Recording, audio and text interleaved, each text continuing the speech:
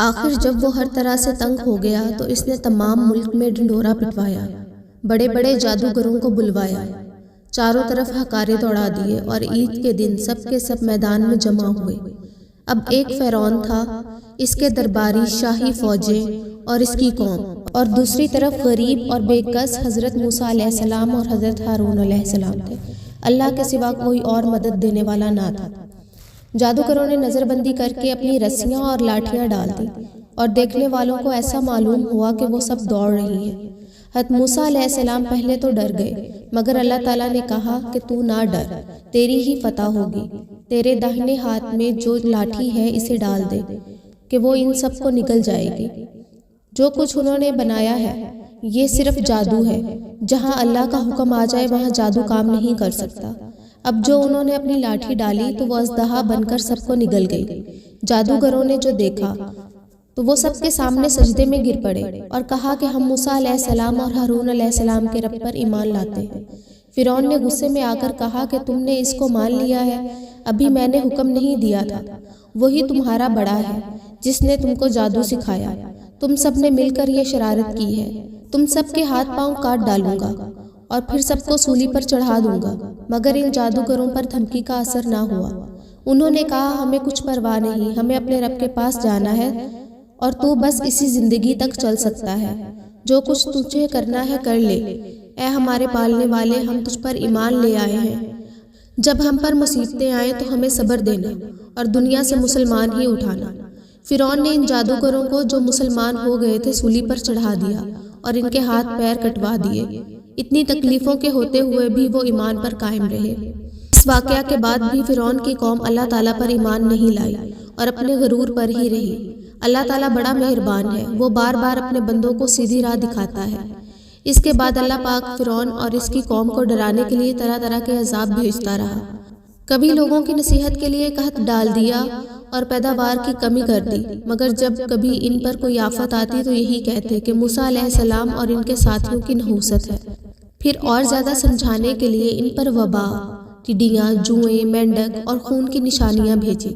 مگر جب کبھی ان پر کوئی عذاب آتا تو حضرت موسیٰ علیہ السلام سے کہتے کہ آپ ہمارے لیے دعا کریں، اگر عذاب ٹل گیا تو ہم ضرور مسلمان ہو جائیں گے۔ مگر ان کی یہ حالت تھی کہ ادھر عذاب ٹلا اور ادھر وہ اپنے اقرار سے پھر گئے۔ جب ان کی حد ہو گئی تو اللہ تعالیٰ کے حکم سے حضرت موسیٰ علیہ السلام اپنی تمام قوم کو لے کر وہاں سے راتوں رات نکل کھڑے ہوئے۔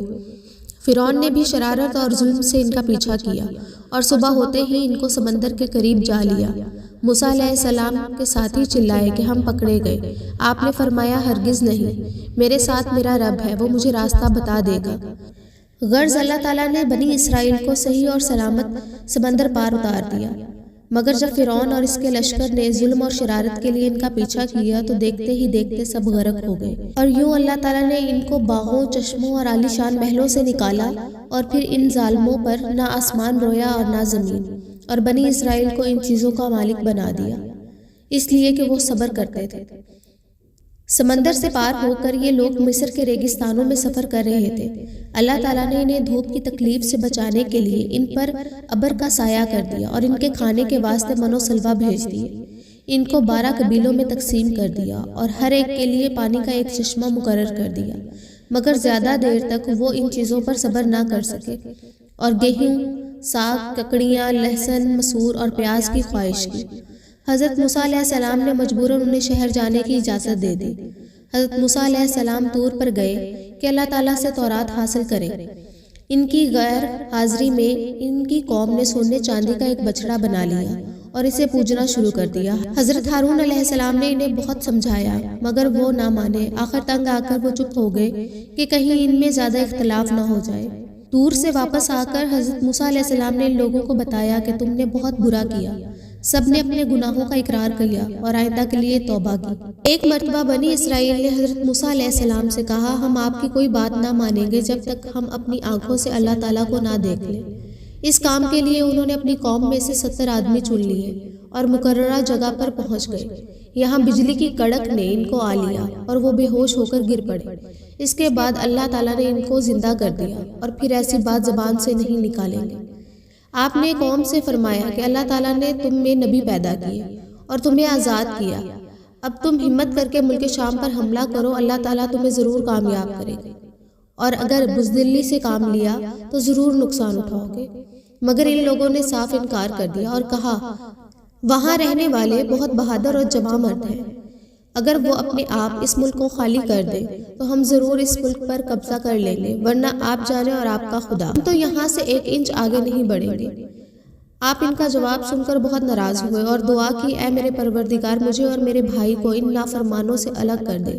اللہ تعالیٰ کی طرف سے اشارہ ہوا کہ تم ان بدبختوں سے رنج نہ کرو، ہم نے 40 سال تک ان کا داخلہ ملک شام میں بند کر دیا ہے، یہ جنگل ہی میں بھٹکتے پھریں گے۔ ایک دفعہ آپ اپنے خادم کے ساتھ سفر کر رہے تھے کہ چلتے چلتے ایسی جگہ پہنچ گئے جہاں 2 سمندر ملتے تھے۔ وہاں ان کا خادم مچھلی بھول گیا اور دونوں آگے بڑھے اور چلے گئے۔ کچھ دور جا کر انہوں نے اپنے خادم سے کہا، میں تھک گیا ہوں، کھانا لاؤ۔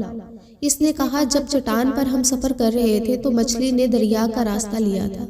اصل میں حضرت موسیٰ علیہ السلام کو اسی جگہ کی تلاش تھی، اس لیے پھر اسی جگہ واپس چلے گئے۔ وہاں انہوں نے اللہ کے ایک بندے کو دیکھا اور کہا کہ اللہ نے جو کچھ آپ کو علم دیا ہے مجھے بھی سکھا دیجیے، مگر انہوں نے جواب دیا کہ تم صبر نہ کر سکو گے۔ آخر جب حضرت موسیٰ علیہ السلام نے زیادہ اصرار کیا تو انہوں نے کہا کہ تم میرے ساتھ رہنا چاہتے ہو تو شرط یہ ہے کہ جب تک میں خود تم سے نہ کہوں مجھ سے کوئی بات نہ کرنا اور نہ ہی پوچھنا۔ حضرت موسیٰ علیہ السلام نے یہ شرط منظور کر لی اور دونوں سفر پر روانہ ہو گئے۔ دونوں ایک کشتی پر سوار ہو گئے۔ اس اللہ کے بندے نے کشتی کو توڑ ڈالا۔ حضرت موسیٰ علیہ السلام اس پر ناراض ہوئے اور کہا، تم نے خواہ مخواہ کشتی توڑ ڈالی، اس میں سوار لوگ ڈوب جائیں گے۔ انہوں نے شرط یاد دلائی تو آپ نے کہا کہ میں بھول گیا تھا، اب ایسا نہیں ہوگا۔ آگے بڑھے تو خشکی پر ایک لڑکا ملا جسے انہوں نے قتل کر ڈالا۔ اس پر موسیٰ علیہ السلام بگڑ گئے اور کہا، بغیر کسی قصور کے آپ نے اس کو مار ڈالا، آپ نے بہت برا کیا۔ اس پر انہوں نے کہا، میں نے کہا تھا کہ آپ میرے ساتھ نہیں چل سکیں گے۔ پھر دونوں میں قول قرار ہوا۔ چلتے چلتے ایک گاؤں میں پہنچے جہاں کے لوگوں نے ان کو اپنا مہمان بنانے سے انکار کر دیا، مگر ان دونوں نے دیکھا کہ ایک دیوار گرنے والی ہے، اس کو انہوں نے درست کر دیا۔ حضرت موسیٰ علیہ السلام پھر صبر نہ کر سکے اور کہا کہ اگر آپ چاہتے تو ان سے اس کام کی مزدوری مانگ لیتے۔ اللہ کے بندے نے ان سے کہا کہ اب ہم دونوں ایک ساتھ نہیں رہ سکتے، مگر جدا ہونے سے پہلے ان قصوں کا مطلب سن لیجئے۔ کشتی چند غریب آدمیوں کی تھی جو اسے کرایہ پر چلاتے تھے۔ دریا کے اس طرف کا بادشاہ زبردستی کشتیاں چھین لیا کرتا تھا۔ میں نے اس کو توڑ دیا کہ عیبدار ہونے کی وجہ سے اسے کوئی نہ لے گا۔ رہا لڑکا تو اس کے ماں باپ ایماندار تھے، مگر یہ سرکش اور کافر تھا۔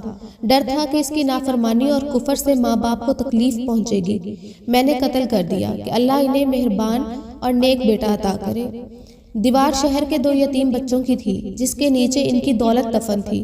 ان کا باپ نیک تھا، اگر دیوار گر جاتی تو دوسرے لوگ ان کی دولت پر قبضہ کر لیتے۔ اللہ تعالیٰ کی مرضی یہ تھی کہ دونوں جوان ہو کر اپنا خزانہ نکال سکے۔ یہ جو کچھ ہوا تمہارے رب کی رحمت کا نتیجہ ہے، میں نے اپنی طرف سے کچھ نہیں کیا۔ یہی وہ باتیں تھیں جن پر صبر نہ کر سکے۔ حضرت موسیٰ علیہ السلام اس کے بعد ایک عرصہ تک بنو اسرائیل کو ہدایت کرتے رہے، برائیوں سے روکتے رہے، اچھائیوں کی تاکید کرتے رہے اور آخرکار اپنے اللہ پاک سے جا ملے جس نے ان کو بھیجا تھا۔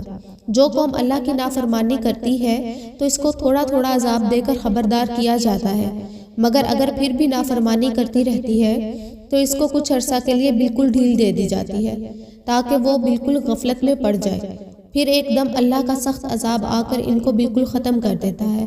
فرعون خود کو خدا کہلواتا تھا، بنو اسرائیل پر ظلم کرتا تھا۔ اللہ تعالیٰ نے اسی کے گھر میں حضرت موسیٰ علیہ السلام کو پلوایا اور پھر حضرت موسیٰ علیہ السلام کے ذریعہ سے اس قوم کو ختم کرا دیا۔ دوسرا سبق ہم کو یہ ملتا ہے کہ جو قوم بہت عرصہ تک کسی کی غلام رہتی ہے اس کی رگ رگ میں غلامی بس جاتی ہے، غیرت بہادری ختم ہو جاتی ہے اور اس کا جی چاہتا ہے کہ بار بار وہی غلامی کی باتیں کرے جس طرح بنی اسرائیل نے آزاد ہونے کے بعد کی۔ تیسرا سبق ہم کو حضرت خضر علیہ السلام کے قصے سے یہ ملتا ہے کہ اللہ تعالیٰ اپنے نیک بندوں کی حفاظت ان کی زندگی میں کرتا ہے اور ان کے مرنے کے بعد ان کی اولاد کی حفاظت کرتا رہتا ہے۔